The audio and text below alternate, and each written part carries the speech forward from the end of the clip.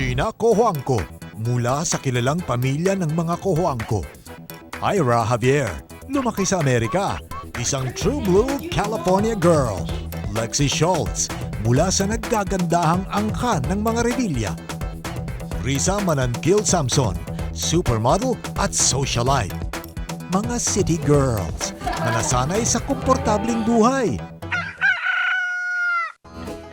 Sa isang iglap, mag-iiba ang kanilang mundo.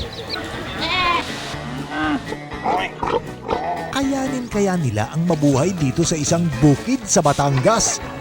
Walang kuryente, walang telepono, malayong malayo sa buhay na kinagisna nila. Dahil kailangan nilang kumayod para lamang mabuhay rito.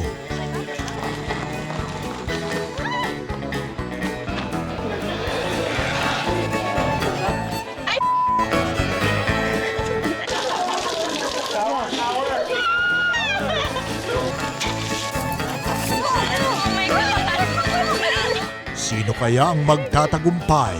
At sino kaya ang bibigay? No, this is why I'm a city girl, because I can look good in the morning. Kapag ang mga dalagang sosyalera naging mga dalagang bukid.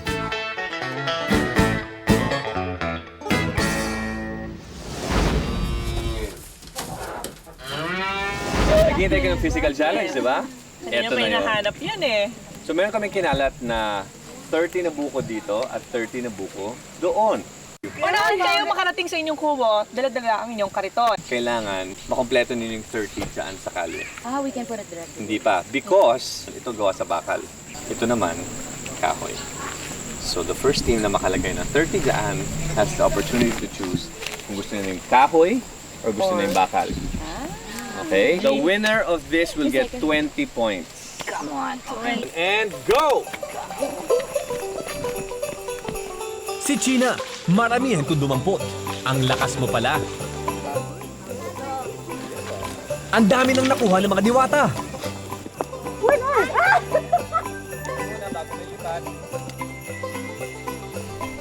Ang lakas din ng mga bukid babes. Si Lexi, cool na cool. Ang bibilis maghanap ng mga ito, ha? Kompleto na ang 30 na buko ng mga diwata. Bilisan ninyo, nalalapit na rin ang mga bukid babes. Aba, hinagis-hagis na lang ang mga buko. Ang kariton na kahoy ang napili nila. Counted ba yan? Counted, ma'am? Okay. Kompleto na rin ang bukid babes. Ang lakas pala ng mga katawan ng mga babaeng ito. At ang liliksi pa nilang kumilos. Oh my God!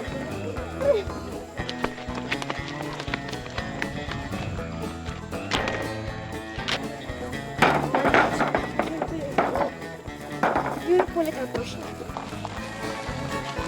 Si Ira ang tagahatak ng kariton. Si Gina naman ang tagatulak. It was heavy when we were pulling It together. And then when she And then I let decided go. to I push said, it. I'll just push it. Yeah, it became so light that I was ending up pushing also the front. So I'm not really pulling anymore. Medyo minalas ang dalawa. Mas mabigat ang kariton nila. Makahabol pa kaya ang bukid babes. Naging Jesus Christ ang nakaraho yan eh. Yung mga buko kasi sa kabila, may iba na medyo parang bulok. So, hindi na namin namalaya na counted pala yun. Physically challenging. And di namin na-expect. Kasi syempre, the whole weekend, the whole time we've been here, yung mga taga-bukid lang talaga yung mga gawain, mga things that you'd expect to find here. Di lang pagod ang natamo nila. Sugat-sugat din ang mga legs ni Riza. I don't mind getting scratched or wounded. I'm not that kind of girl who, oh no, may scratch na sa legs ko. Ow. No, I'm not like that. Mahaba pang lalakbayin. We got really challenged, especially when you and Paolo said 20 points na lang and their lead isn't as much. Ganyan. So parang, I guess, inside us, like, oh my gosh, we have to do good. Just push all the way to the very end. Nauna na ang mga diwata ng bukid. Good. So yeah, challenge talaga. But it's more physical challenge, right? Very physical. Oh yeah. Nagkarashes pa si Ira. It happened to be the last buko that we got this. That's why I got mga... That's why I have it on my... Oh, that looks so gross. Okay, I don't want to see it. Okay, challengers! Di pa nagtatapos dyan ang hamon ninyo. Kaya hinga na malalim. May mga susunod na hamon pang darating. Kamusta na? Hindi na kami mga mga na kami tuyo. Ready na kayo malaman kung ano yung challenge nyo? Ready! Okay. Choose your weapon. Ba't sila na naman nauna Oh, sige, okay naman. Ano gusto nyo? Ito na. Parang kami dito. Okay. Yan ay ginagamit pang bungkal. Dito nyo ilalagay ang bungkalin. Hindi to sack race. Ang tawag dito ay kamoteng kahoy. Kikiluhin natin ang inyong nakuhang Ano na yan? sa likod ko. Okay. Ang nakuha niyong kamote. Kung sino may pinakamabigat na nauwing kamote, siya ang panalo. Kailangan pa nilang lakarin ang bukid para mahanap ang mga kamoting kahoy. Lumubog na ang araw at madilim na. Naman. Halos mahirap na makakita. Ingat sa mga tae ng kalabaw ha! May 10 minuto kayo para magbungkal at maghakot ng kamote. Ready, get set, go! Aba, dito pala magaling ang mga bukid babes. Ang lakas Ang mo bibilis naman. magbungkal. Oh gosh. Ding ang bato. Pagtakbo namin ni Risa for the coconut challenge, biglang yung adrenaline rush dumating, di ba? So syempre pagkatapos noon, sabi ko, talo na naman tayo, dapat manalo naman tayo, miski na isa pa. Wow. Ah, di ba? Nice one, Lexi. Go, Lexi. Lexi, hinay-hinay sa pagbubungkal. Ang mga magaganda mong paa, baka matamaan. Grab that thing. Pull it out. Just to keep the adrenaline going, I was having fun. Not that I curse all the time, but that was me because I was really just being myself. Si Risa naman, ang bilis maghatak ng kamote. I was thinking, sabi kasi ni Pao, kung kaya niyang bunutin. I was thinking, kaya ko to siguro bunutin. So binubunot ko. Even if they think I'm payatot or lang payatot, I'm not weak. Si China naman, ang hinhin magbungkal. Sige, Ira, hatakin mo! You have to have somebody else doing the hoeing while somebody's pulling the root, or else it's gonna take forever. And you have to be careful, or when you pull the root, or else you're not gonna get the big kamote. It's gonna be stuck on the ground. Teka, biglang nagpalit sila. Si Ira na ang magbubungkal. Si China, tagahatak ng kamoting kahoy. O ingat, matatamaan mo ang cameraman. Aray! Actually, mahirap siya because madilim. Tapos as in, hindi namin makita talaga yung kung ano talaga yung mga binubunot namin. Tapos pag minsan sobrang gigil at sobrang nagmamadali, pag bunot namin, nahahati namin yung kamote. Bilis! Bilis! 20 seconds. Talaga naman, patapos na, humihirit pa sila. Naliligaw na kamote. 9, 8, oy, kamay. 7, 6, 5, 4, 3, 2, 1. Okay. Sako, taas. Bumalik na kayo sa bahay ninyo. Dali na, mahinang kalaban nyo. Hindi ka ba titigil talaga, ha? Wag po! Bago kiluhin, i-inspeksyonin muna ang mga sako kung wala nakahalong bato, lupa o kahoy. Dapat puro kamote lang. Okay, pagkatapos ng 10 minuto sa ating Kamoteng Kahoy Challenge, the results are 16.3. Para sa ating diwata ng bukid. Palakpak mga kaibigan! At Sa ating bukid babes. ang Bukid Babes naman ay nakakuha ng 21.4 ang nanalo! Babes!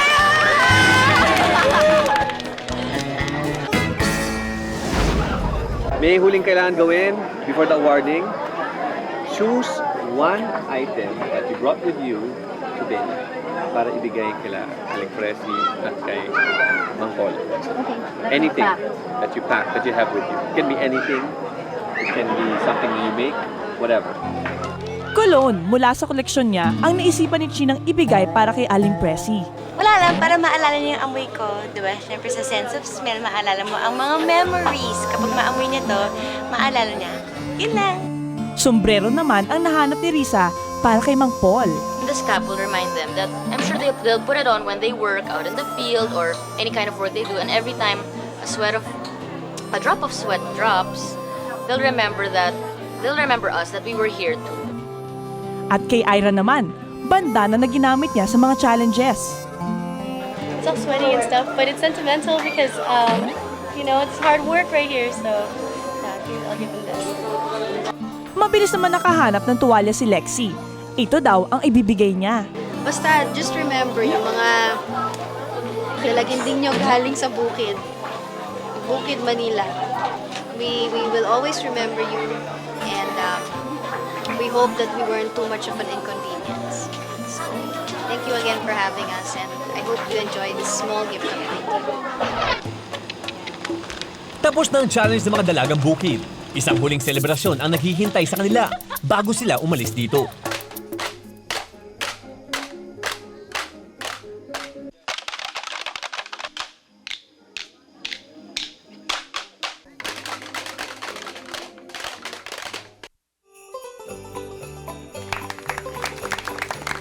Yan ay tinatawag na Kalatong at bulaklakan. yan. By the Lipa Integrated Performing Arts. Palakpakan po natin.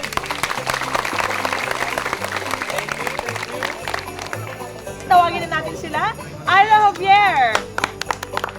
I was really dying to talk on my cell phone. I was dying to get my hair dryer. That's why I was always in a hat because I didn't want anybody to see how scary I look. Yeah. So yeah. Sheena Kawangko! Mahirap ang buhay dito. In the sense na konting babanyo ka lang, ang hirap-hirap na. Lexi Schultz! Everything that I did was so different from what I usually do in the city. And it was a really good experience. But they'll know that I learned a lot. And they'll know that I was game to do it. And Risa Samson! Just because they think you're up there in this level of society, tingnan na nila, ay, hindi niya kaya yung simpleng buhay. Kamusta mga challengers? Pagod. Fulfilled naman. Yes, very much. Proud kayo? Yes! Talagang hanga-hanga kami sa inyo dahil nagtagal kayo at hindi lang nagtagal, ginalingan niyo pa yung bawat challenge. So for that, congratulations! Mga kaibigan, oras na para malaman natin kung sino nga bang karapat-dapat na tawaging Dalagang Bukid. Pasalamatan natin ang pamilyang Mendoza na tumulong sa inyo. Thank you. At may special na pauwi pa sa kanila si Mang Paul at Aling Presi na kape barako. Mang Paul, Aling Presi, kayong tumupok sa kanila, kayong tumulong sa kanila para mamuhay dito sa bukid, kaya meron silang iaalay sa inyo. Isa-isa nang ibinigay ng mga dalagang bukid ang regalo nila kay Mang Paul at kay Aling Presi. Masasabi ko sa kanila, kahit sila ay talagang kilala ko na mga anak ng mayayaman, ay talagang nagpursige sila na magawa nila yung mga inihandang pagsubok sa kanila. Proud ako sa kanila dahil una-una nakarating sila dito sa aming baryo. Ngayon, ang kanilang pakikisama sa mga tao dito ay ayos. Ito na ang hinihintay natin. The announcement of winners. First runner-up is the team that garnered 49 points. Walang iba kundi Bukid Babe! Bukid Babe! At may bulaklak kayo mula sa sumayaw ng bulaklakan. Garnering a total of 91 points. Wow! Ano nangyari? Walang iba kundi Diwata ng Bukid! Yeah! Sa Diwata ay makakatanggap rin ng mga bulaklak. At may dagdag pa dyan. Meron kayong isang bayong na punong-puno ng mga iba't ibang mga gulay. Kung sakasakali gusto magluto ulit ng bulanglang o ng pinakbet. At isang native chicken. Buhay po yan. I have the girly girl in me, but you throw me in a situation where you just take all the things that I find comfortable away from me, that I can be able to deal with it. I can survive. syempre masaya kami na yung team effort namin paid off. Kailangan mo talagang paghirapan lahat ng mga kailangan mo, not only what you need, but also what you want. Even if our team didn't win, I think Lexi and I have proven to ourselves, I think that's the most important, na no, we aren't Kikay or Maarte. We can live a simple life. I hope it breaks whatever people think about models, since I think that's why you got me. Tingin nyo, Maarte kami, makeup. They can work hard, they can perspire, get hurt. A lot of people are just very jaded. Parang nasasawa na sila sa buhay. They never have enough. Whereas here, they have the least bit of things. Pero, okay lang sila. Kapag game challengers, pakibaba ang inyong pasalubong. At isa natin subukan ang sayaw na ito. Ito na ang huling challenge nyo. Si Risa muna! Yes! Lexi!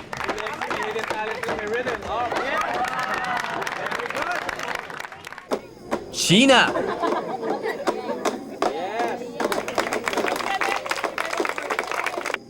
At Ira!